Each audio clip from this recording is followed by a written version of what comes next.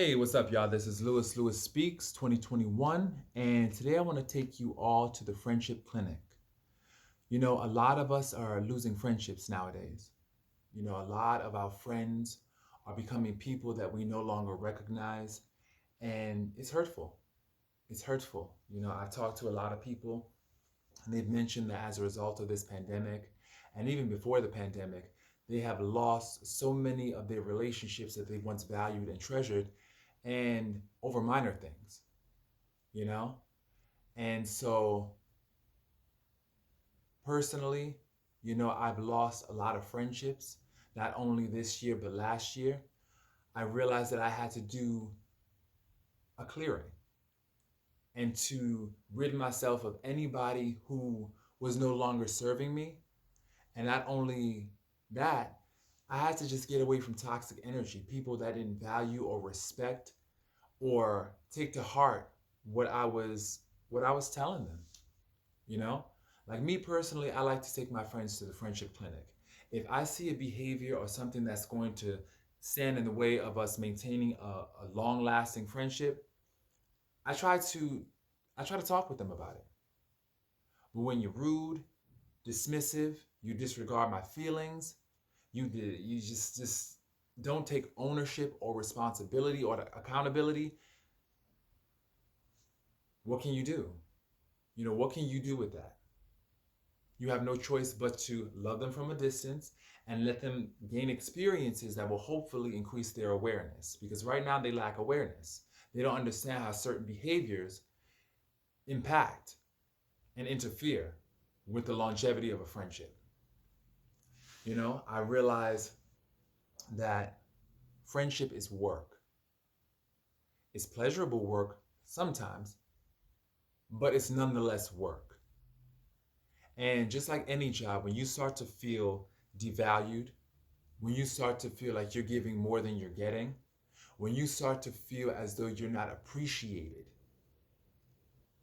you you distance yourself. You know, you distance yourself, and not only that, you take them to the friendship clinic. And let's be honest, a lot of people sometimes they can't be revived. A lot of friendships can't be revived. They just dead on arrival. You try to take them to the friendship clinic, but they're dead on arrival. And that's the reality. And to me, the friendship clinic symbolizes a place and a space where you can be real with your friend. And this right here is the test of a true friendship. If you cannot sit your friend down and tell them about what's bothering you without them trying to insult you, demean you, throw up in your face all the things that they've done for you in the past, dismiss and disregard your feelings, gaslight you, if you can't do that with a friend without all these toxic behaviors, they're not really your friend. They just either A, don't want to be alone, or they like what you do for them. They like your generosity. They like things that they can use, but they don't like who you are. They're not really your friends. They're not really your people. Because let's be honest, everything is not going to always be gravy. Everything is not going to always be fun trips, rainbows, and butterflies. Sometime it's going to definitely be some tension and conflict in the relationship. And me, I'm the type of person that likes to nip it in the bud as soon as possible. When you let it sit, when you let it brew and stew, and when you let it just continue to just sit, you know, it it grows. It grows into full-blown resentment. And it's to the point where you are spending time with somebody who you don't even like, who you don't even respect anymore, who you don't even trust.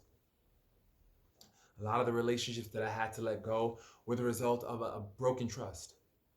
And it's not that did anything really malicious. It's the fact that if I can't come to you, if I'm sharing with you how I'm feeling, about how you're making me feel, and you can't take ownership or accountability, or you can't reflect back to me how I must be feeling, you know, you may not agree with how I'm feeling, and that's fine. That's fine. But if you can't reflect back to me an understanding of how I must be feeling, I can't deal with you. I cannot deal with you. And quite frankly, I'm just so tired of being the one in relationships to feel the most, to do the most, to try to do the repair work. I'm always the one trying to go to the friendship clinic first, trying to do that preventative care. And a lot of people, to be honest, the only time that they really want to repair the relationship is when it's so badly damaged or when it's nearly at the end. You know? When the friendship is bleeding to death, then they want to do something about it. But by then, it's too late. It's too late. And I'm just so tired of also holding up a cue card and showing people how to love me. Showing people. It's annoying. It's annoying. And it's to the point where it's exhausting. And I think a lot of us out there are just tired of trying to maintain friendships alone. Trying to resuscitate life back into a friendship that has long been dead. And to be honest, a lot of relationships, since we're talking about the friendship clinic, a lot of relationship woes can be healed with understanding, empathy, and just a genuine desire to understand your friend, to love on them. But a lot of people are just so self-centered these days. And they're taking out past abuses that other people did to them onto this relationship, onto their friendships. Other people may have used them or played them, and they're just trying to settle scores by treating their friends poorly. And that's not okay, to project their own disappointments onto their friendships. It's not right. And like I said, friendship is work. You have to show up on time. Tardiness, being late constantly, because that's why I had to cancel a lot of other friendships. Constant tardiness. Tardiness is a form of disrespect. I'm just going to put that out there. If you are consistently late to meetings with your friends, if you have them sitting there waiting on you like you're some kind of celebrity and all this other nonsense, not okay. Because quite frankly, if you don't have the decency to show up on time, it sends the message that you don't really value the person and that you feel that you can see them anytime, and that's taking people for granted. Time is money, time is currency, time is valuable. And if I decide to carve out some time in my life, in my day, for someone, I expect the same courtesy and I expect them to show up on time. And that's not too much to ask. And I understand people are late. I get that. But when you're habitually late, nah, it's not gonna fly. So that's why some of my friendships, they had to go, because it showed me that they really didn't respect the relationship. They start to take people for granted. There are certain people in this world that when they think that they have you, they put you on the shelf and they stop tending to you. They stop watering the garden. They stop doing the things necessary to keep relationships strong and healthy. And then when they're in a jam or a bind, they want to come take you off the shelf, but by then you're all withered. You're withered, old, and you have nothing left to give them because they didn't put nothing in. So the thing about it is this. I've learned part of going to the friendship clinic is, for one, learning how to be your own best friend. Learning how to really value the friend in yourself. The friend in you. What type of friend do you want? Ask yourself that question and then be that friend. Like, I want a friend who's consistent. I want a friend who I don't have to question. So that's what I've started to become. I've started to be very consistent with not only my workouts, with my diet routines, with my study habits. I'm still a work in progress. I'm still working that out. But at the same time, I've been more consistent. And I realize that the more consistent I am with myself, the less I'm willing to tolerate inconsistency in other people. So it's about being consistent with yourself and being the friend that you want, you know? And that's first and foremost of the friendship clinic. And I think also being able to really, really sit down with someone and let them know exactly how you feel and not suffering in silence or, something, giving someone the silent treatment. I just think that there comes a point when you tell someone how you feel, they're not hearing you.